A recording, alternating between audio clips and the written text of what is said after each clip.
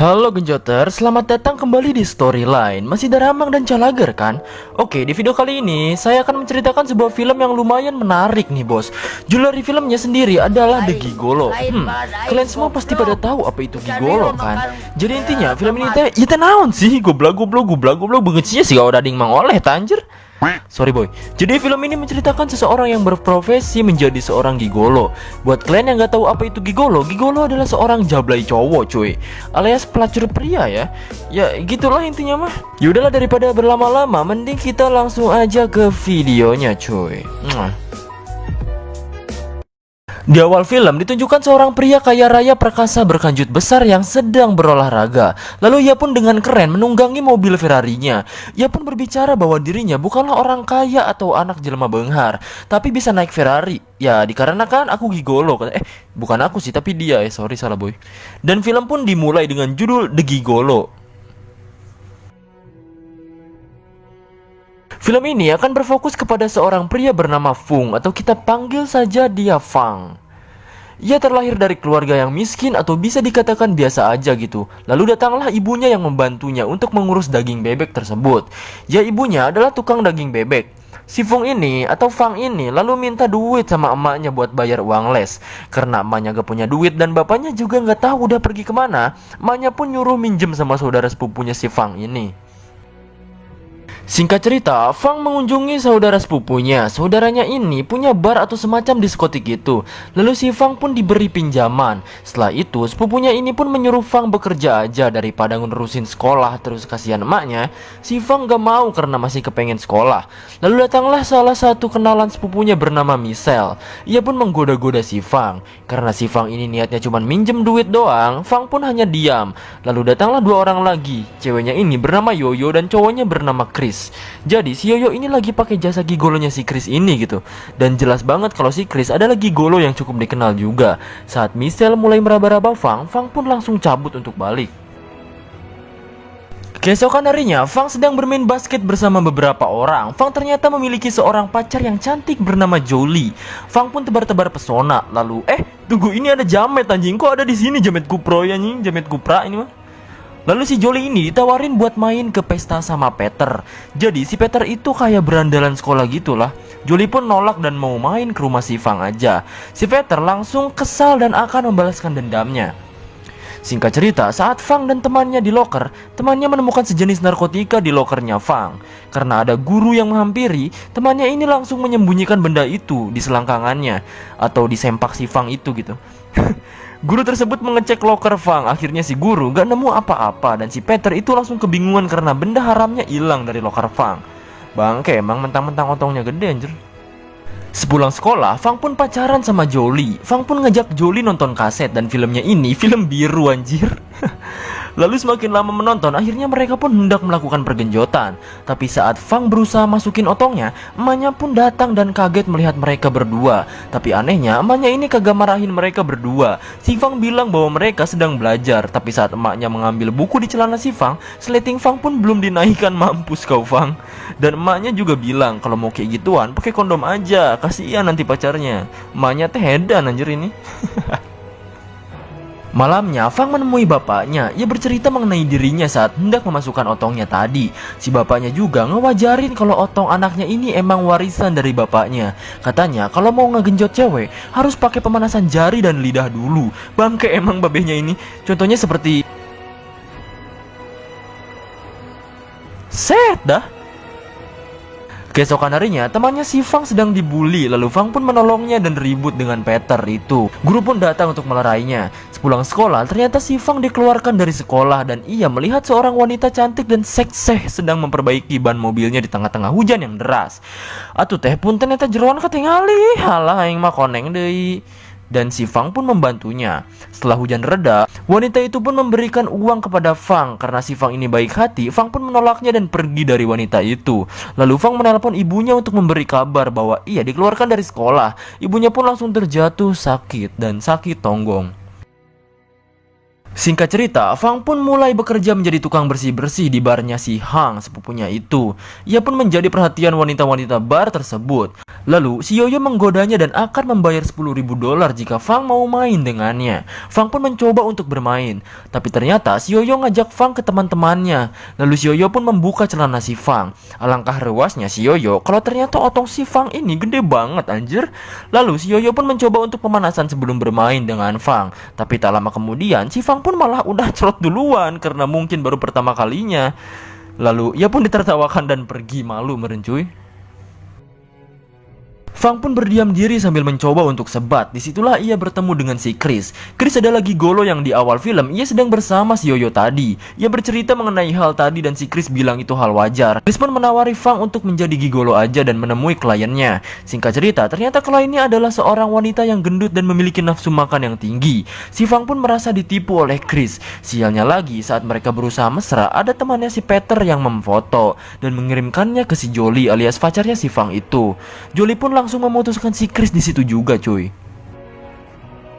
Singkat cerita lagi, Fang menemui bapaknya yang lagi ngamen. Dia bilang bahwa ibunya lagi sakit dan dirinya udah dikeluarkan dari sekolah. Lalu ia juga bilang bahwa dirinya udah jadi gigolo. Si bapaknya ini ngewajarin apa yang dilakukan anaknya karena emang keadaan ekonomi juga ya kan. Lalu si bapaknya ini nyuruh si Fang untuk pergi menemui seorang bernama Abson. Abson adalah raja gigolo. Jadi si Fang disuruh buat menemuinya untuk belajar menjadi gigolo dan sekalian nagihin hutang 30 juta milik bapaknya tersebut.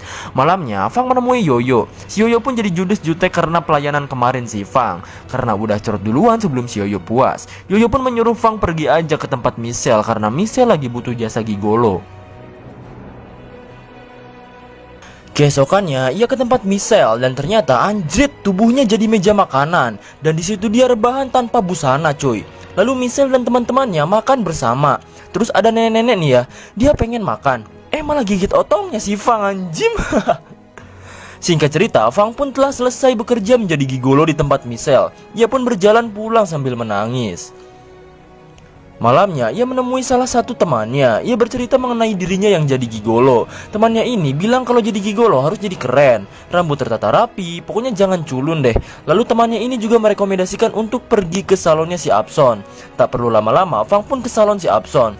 Ia bertemu dengan anak buahnya si Abson dan memintanya untuk menunggu. Karena lama terus nunggu sampai malam, Fang pun menunggu dengan sabar. Anak buahnya si Abson pun ngajak ke bar. Lalu anak buahnya ini memberinya semacam apa ya, yang kayak vape tapi pakai tabung itu. Lupa namanya cu. Pokoknya si Fang langsung teler dan ngefly cuy. Lalu si ceweknya ini pun ngegenjot si Fang dengan keadaan teler. Lalu setelah itu Fang pun bisa menemui Abson dan tanpa basa-basi ia pun menanyakan perihal pergi goloan. Lalu si Abson pun memberi beberapa quotes. Anjay quotes. Lalu selain itu, Fang juga menanyakan soal hutang ayahnya juga. Fang juga sedikit emosi dan gak mau bayar karena ayahnya Fang juga katanya kalau dilihat-lihat dari belakang banyak hutangnya juga sama dia. Singkat cerita, Fang pun menemui ayahnya yang lagi ngegembel dan menceritakan bahwa Abson gak mau bayar utangnya. Lalu beberapa orang pun datang untuk menagih utang kepada ayahnya Fang. Karena gak punya duit, mereka pun ribut dan kejar-kejaran. Lalu ayahnya pun dibacokin sama mereka sampai modar dan tak sadarkan diri cuy. Fang pun menemui Abson lagi dan meminta uangnya. Lalu Abson pun ngajak ribut dulu. Kalau menang nanti dibayar. Sayangnya Fang selalu kalah dari pertarungannya. Setelah itu Fang dan Abson pun mengobrol. Abson menunjukkan bakatnya yang aneh, yaitu mengambil pil dari dalam gelas. Ia pun menjulurkan lidahnya dengan ajaib. Fang pun minta ajarin gimana caranya gitu. Lalu Abson pun memberitahu bahwa supaya nanti pas disewa sama cewek enak, Fang pun harus berlatih dengan koin, menjilati koin tersebut sampai tidak jatuh dari kaca. Fang pun melatihnya terus menerus. Singkat cerita, Fang benar-benar mulai serius menunjukkan hasil latihannya kepada Abson dan akan dipraktekkan kepada anak buahnya si Abson. Lalu hasil latihannya pun benar-benar manjur dan si Abson pun bangga. Anjay. Fang pun langsung ke bar dan menemui Yoyo, lalu ngajak Yoyo untuk bergenjotan. Terus Yoyo pun langsung terkapar lemas karena permainan si Fang itu. Fang pun benar-benar menjadi gigolo yang banyak dipesan. Singkat cerita, Michelle juga memesan si Fang dan seperti biasa, si Fang pun bergenjotan sampai si Michelle puas. Singkat cerita, Fang nganter teman gigolonya untuk casting film Raja Gigolo. Karena temannya ini gak cocok, sutradara itu pun meminta untuk Fang menggantikan casting temannya. Alhasil Fang lah yang terpilih dan ternyata si sutradaranya ini adalah wanita yang di awal film yang dibantu oleh Fang tadi untuk memasangkan ban mobilnya itu. Lalu Fang pun mulai berkegiatan di dunia perfilman. Singkat cerita lagi nih lur, si cewek sutradara ini bernama Choli aja lah anjing. Jadi si Choli ini ngajak si Fang ke pesta temennya dan pura-pura jadi pacarnya. Akhirnya si Fang pun mau. Keesokannya mereka pun berpesta dan bermesra-mesraan. Tapi ternyata temannya si Choli ini adalah si Peter, yaitu teman sekelasnya si Fang saat di SMA yang suka ngebully itu. Mereka pun minum-minum sambil ngobrol. Makin lama obrolan, makin teler alias ngefly cuy. Si Fang rasa ada yang aneh dan pergi ke WC. Lalu ia pun memuntahkan apa yang ia minum dan berusaha untuk tidak teler lagi. Di lain tempat, si Peter membawa Choli yang sedang teler parah ke kamarnya dan berusaha memperkosanya. Beruntung si Fang langsung membeletakkan sebuah besi ke kepala si Peter sampai kejer-kejer dan memfoto kanjutnya si Peter yang ternyata cuma 1 cm. Dia pun bilang bahwa otot si Peter cuma segede ceker ayam anjir. Lalu Fang pun membawa pulang si Choli. Di jalan setelah Choli sadar, ia pun langsung menjelaskan perihal tadi. Singkat cerita, si Fang dan Choli udah jadian. Si Choli ngajak ke rumahnya untuk bertemu keluarganya. Ia pun dikenalkan dengan ayahnya yang bernama Pak Ben. Lalu tak lama kemudian datanglah istrinya yang ternyata adalah Michelle alias langganan si Fang. Fang pun kaget dan si Michelle juga sama. Mereka pun menutupinya sementara dan melakukan makan malam. Fang juga diajak jalan-jalan sama Pak Ben untuk melihat-lihat koleksi benda tajamnya. Lalu ia pun ditodong dan bilang kalau nyakitin anaknya, jangan harap kamu bisa hidup lagi. Coba kalian bayangin, si Fang ini diancam sama ayahnya si Choli untuk jangan buat masalah. Tapi yang ada sebenarnya, si Fang adalah gigolo dan pernah disewa sama istrinya sendiri. Modar sih ya anjing. Michelle pun minta Fang untuk menemuinya dan mereka pun membahas perihal masalah ini. Si Fang udah mutusin kalau dirinya bakalan jadi aktor dan gak akan jadi gigolo lagi.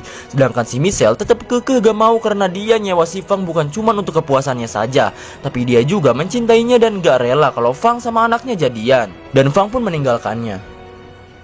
Keesokan harinya, si Fang jujur sama Choli kalau dia sebenarnya adalah gigolo beneran. Tapi karena kekuatan centah alias cinta, si Choli pun gak ninggalin si Fang. Alah, kalau kata-kata saya mah, cinta tayan cim. Kalau bawalnya buduk mah gak mau yakin aing dasok. Singkat cerita, si Michelle lagi meratapi kesedihannya karena orang yang ia cintai malah serius sama anaknya. Oh iya, kalau kalian nanya kenapa si Michelle ini malah pengen sama si Fang, kan udah ada suami gitu kan. Kayak lagi, jawabannya adalah dia selingkuh cuy. Terus suaminya kasar dan yang terakhir, dia nggak bener-bener sayang sama suaminya. Lalu si Michelle pun teler dan tertidur dengan laptop yang menyala sambil muterin videonya sambil bergenjotan sama si Fang dulu. Saat tertidur pulas, Pak Ben pun suaminya datang dan melihat isi laptop itu. Saat jalan berdua, si Fang pun diculik oleh seseorang dan dibawa entah kemana. Sin pun berpindah ke rumah Pak Ben yang ternyata itu adalah perbuatan Pak Ben. Pak Ben pun marah-marah kepada si Michelle. Bahkan saking marahnya, ia menyuruh anak buahnya untuk meniduri istrinya sendiri. Saat Ben hendak membunuh Feng, Choli pun datang dan menahan ayahnya saat itu juga. Saat itu, Choli memohon untuk tidak membunuh Feng. Michelle pun datang menodongkan pistolnya dan tanpa basa-basi, ia pun menembak kepala Pak Ben sampai modar dan ngaliang di natarang cuy, alias mokad. Headshot kita kan. Choli pun kesal karena ayahnya meninggal dan langsung menghajar ibunya sendiri. Lalu Michelle pun menusuk perut anaknya sendiri dengan pisau. Dan si Fang pun bangun dan menodongkan pistolnya lalu menembaknya sampai mati. Sambil menangis, Fang pun membawa Choli untuk ke mana ya, nggak tahu, rumah sakit kali ya. Lalu scene pun diakhiri dengan si Fang dengan kekayaannya. Ternyata setelah Ben mati, ia pun mengambil alih semua harta Pak Ben dan tetap menjadi gigolo. Dan si Choli pun masih hidup. Lalu film pun selesai cuy. Gak tahu dah, mungkin si Choli jadi istrinya atau apalah, gak tahu.